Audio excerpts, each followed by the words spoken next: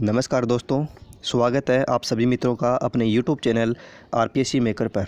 दोस्तों, आज का जो हमारा चैप्टर है, चैप्टर नंबर 10 कंकाल एवं संधियाँ। तो दोस्तों, वीडियो को स्टार्ट करने से पहले आपसे रिक्वेस्ट है, यदि आप हमारे चैनल पे फर्स्ट टाइम विजिट कर रहे हैं तो चैनल को सब्सक्राइब अवश्य करें, साथ ही बेल आइकन को ज़रूर प्रेस करें जिससे आपको हमारी वीडियोज़ की नोटिफिकेशन मिल सके। तो दोस्तों, स्टार्ट करते हैं आज का अपना वीडियो। देखो दोस्तों, इसके जो अध्ययन बिंदु हैं वो देख लेते हैं कि हमें इस चैप्टर के अंदर पढ़ना क्या क्या है। तो इसमें फर्स्ट जो टॉपिक है वो रहेगा कंकाल तंत्र, मानव कंकाल तंत्र। मानव कंकाल तंत्र के मुख्य भाग कौन कौन से हैं? अक्षीय कंकाल, वक्षीय कंकाल और अनुबंधी कंकाल। फिर है शरीर की प्रमुख संधियाँ, फिर है मांसपेशियाँ, और फिर क्या है लास्ट जो टॉपिक है, कुछ जंतुओं की गति। तो दोस्तों, चैप्टर थोड़ा बड़ा रहेगा, तो इस चैप्टर को हम 2 पार्टों में डिवाइड करेंगे। ठीक है, आज के चैप्टर में पढ़ेंगे हम फर्स्ट टॉपिक और सेकंड टॉपिक। जो ये लास्ट वाले 3 टॉपिक हैं इनको हम पढ़ेंगे नेक्स्ट पार्ट में। ठीक है, आज का जो हमारा चैप्टर का रहेगा पार्ट नंबर फर्स्ट। तो दोस्तों, स्टार्ट करते हैं। देखो, आपने आसमान में उड़ती रंग बिरंगी पतंगों को देखा होगा एवं पतंगें भी खूब उड़ाई होगी। क्या आपने सोचा कि यदि पतंग में लगी लकड़ी की पतली डंडियों को हटा दिया जाए तो क्या होगा? पतंग का आकार एवं आकृति बिगड़ जाएगी और वह उड़ाई भी नहीं जा सकेगी। ये डंडियाँ पतंग का ढांचा तैयार करती है। इसी प्रकार हमारे शरीर को भी एक निश्चित आकार एवं आकृति प्रदान करने के लिए एक ढांचे की आवश्यकता होती है। इसके अभाव में हमारा शरीर न तो चल फिर सकेगा, न ही कोई कार्य कर सकेगा। यह ढांचा किसका बना होता है? तो ढांचा होता है ये किसका बना होता है दोस्तों? आओ जानकारी करें। तो हमें इस चैप्टर के अंदर ही पढ़ना है कि जो हमारा शरीर होता है, ठीक है, शरीर में भी क्या होता है, एक प्रकार का ढांचा होता है, उसी के बारे में हम पढ़ने हैं। ठीक है, ये यहाँ पर दिखा रखा है मानव कंकाल तंत्र। ठीक है, ये देखो मानव कंकाल तंत्र टॉपिक है। चित्र 10.1 को ध्यानपूर्वक देखिए एवं अग्रलिखित प्रश्नों के उत्तर दीजिए। यह किसका चित्र है? इस चित्र में क्या क्या दिखाई दे रहा है? तो दोस्तों देखो, यह हमारे शरीर का कंकाल तंत्र है। इसमें अस्थियां, उपास्थियां, संधियां आदि होती है। यह हमारे शरीर का आधारभूत ढांचा बनाता है। यह कंकाल तंत्र शरीर के लिए निम्नलिखित महत्वपूर्ण कार्य करता है। अब कंकाल तंत्र के महत्वपूर्ण कार्य हैं वो देख लेते हैं। इसके कार्य क्या हैं? यह शरीर को निश्चित आकृति एवं आधार प्रदान करता है। सेकंड, शरीर के आंतरिक कोमल अंगों की बाह्य आघातों से रक्षा करता है। कंकाल तंत्र पेशियों की सहायता से संपूर्ण शरीर एवं शरीर के अंगों को गति प्रदान करता है।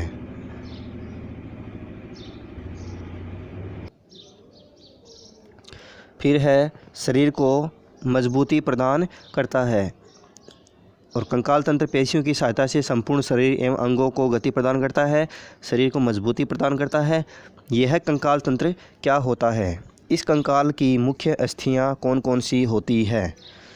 तो दोस्तों देखो, इसकी मुख्य अस्थियां हैं, देखो, अस्थियों व उपास्थियों से मिलकर बने शरीर के ढांचे को कंकाल कहते हैं।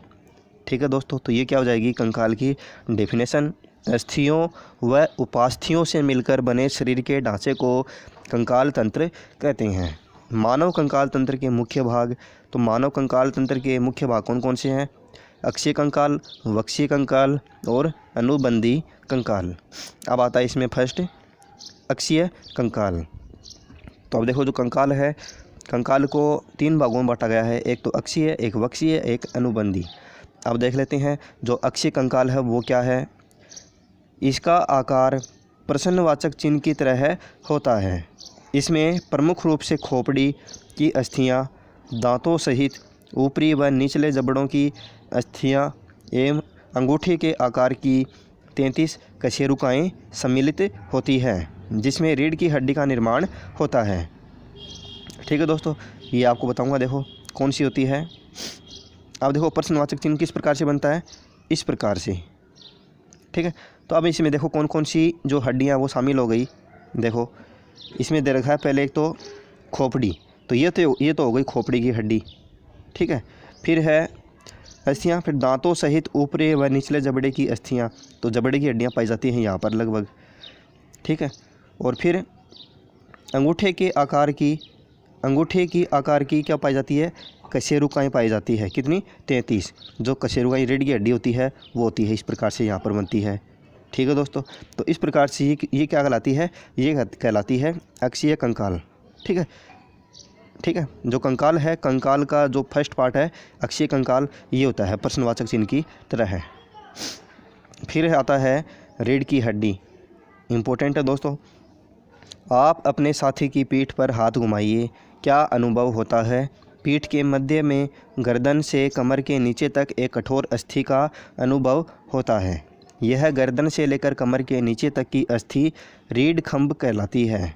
कहाँ से लेके, गर्दन से लेकर कमर के नीचे तक की, ठीक है। यहाँ से देखो ये कमर होती है, ठीक है, यहाँ से गर्दन से लेके और यहाँ पर कमर से नीचे तक की होती है, ठीक है। पुच्छ के शुरू का बोलते हैं इसे, ये लास्ट में जो क्या है पुच्छ के शेरू का। तो ये क्या कहलाती है वो दोस्तों, ये कहलाती है रीढ़ खंभ या रीढ़ की हड्डी। यह छोटी छोटी 33 अस्थियों से मिलकर बनती है दोस्तों, इंपॉर्टेंट है। इसमें कितनी अस्थियाँ पाई जाती है, 33 अस्थियों से मिलकर बनती है, जिन्हें कशेरुकाएँ कहते हैं। ये सभी कशेरुकाएँ आपस में जुड़कर कशेरुक दंड का निर्माण करती है, जिसे हम रीढ़ की हड्डी कहते हैं, ठीक है। फिर आता है अपना नेक्स्ट सेकंड पार्ट, वक्षीय कंकाल।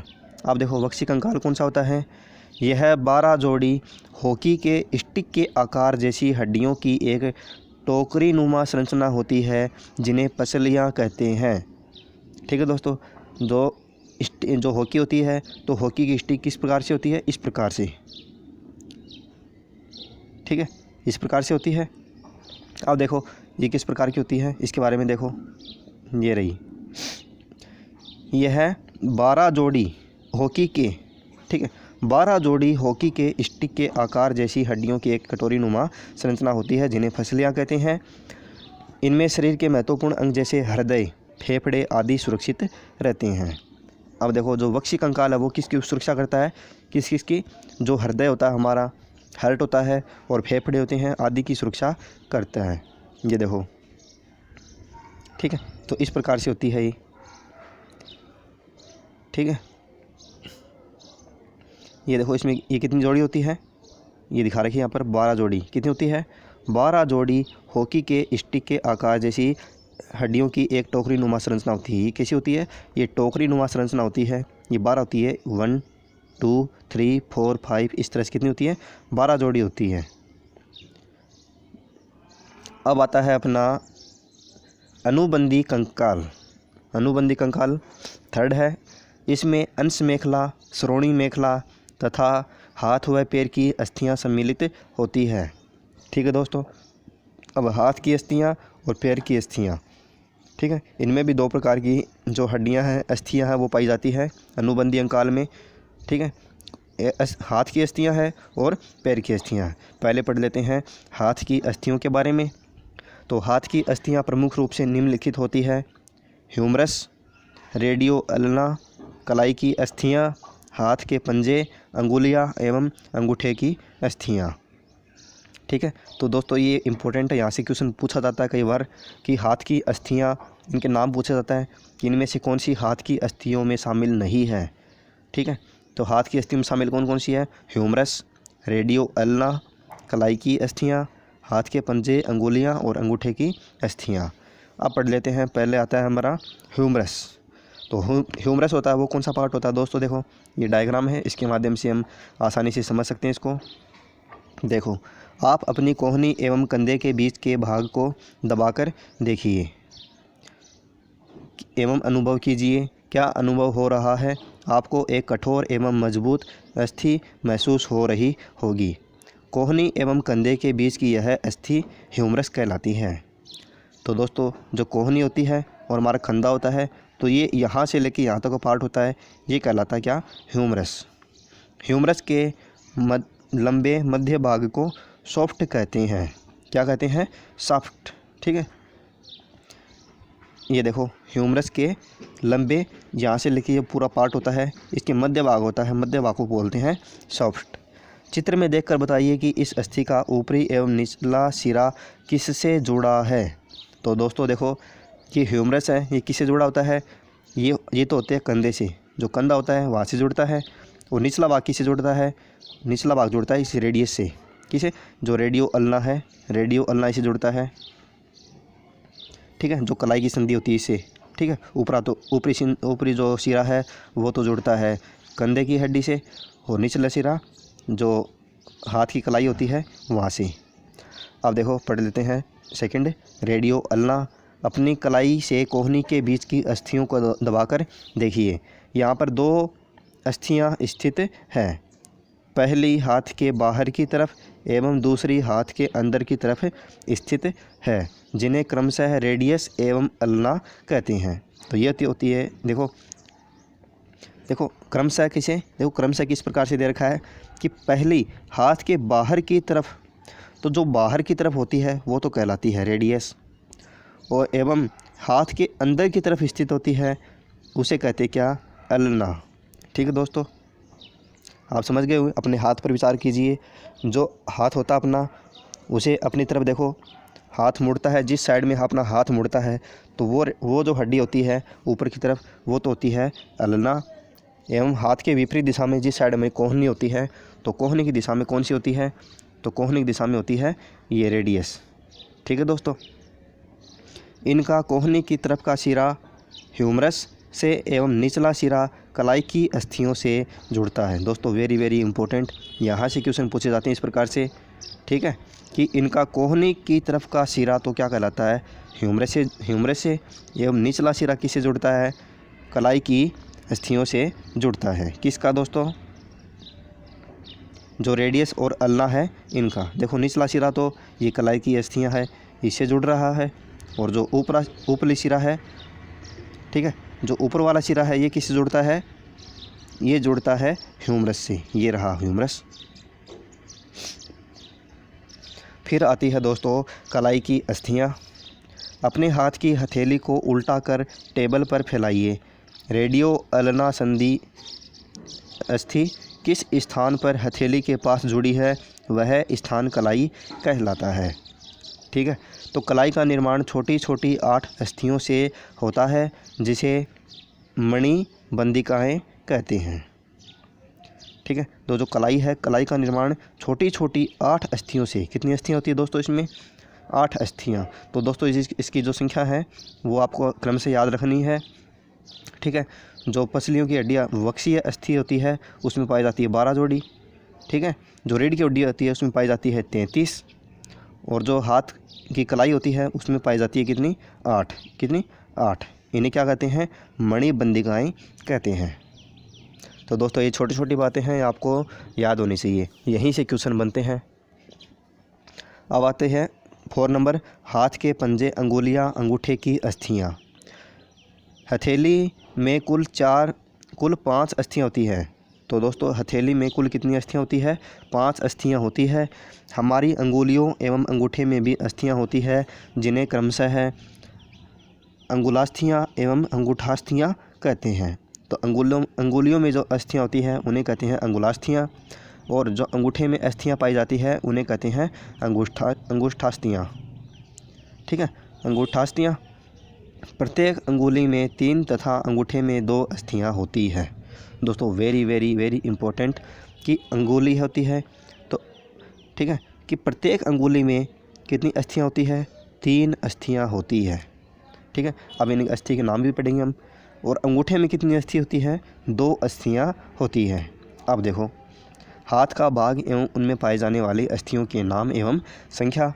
अब देखो हमारा फर्स्ट टाइप है वो कौन सा है, देखो जो सारणी है वेरी इंपॉर्टेंट है दोस्तों, यहीं से क्वेश्चन बन सकता है कि जो कोहनी से कंधे तक की अस्थि होती है तो उसको क्या नाम दिया, ह्यूमरस। इसकी संख्या कितनी होती है, 1 होती है। कितनी होती है दोस्तों, 1 होती है। और कोहनी से कलाई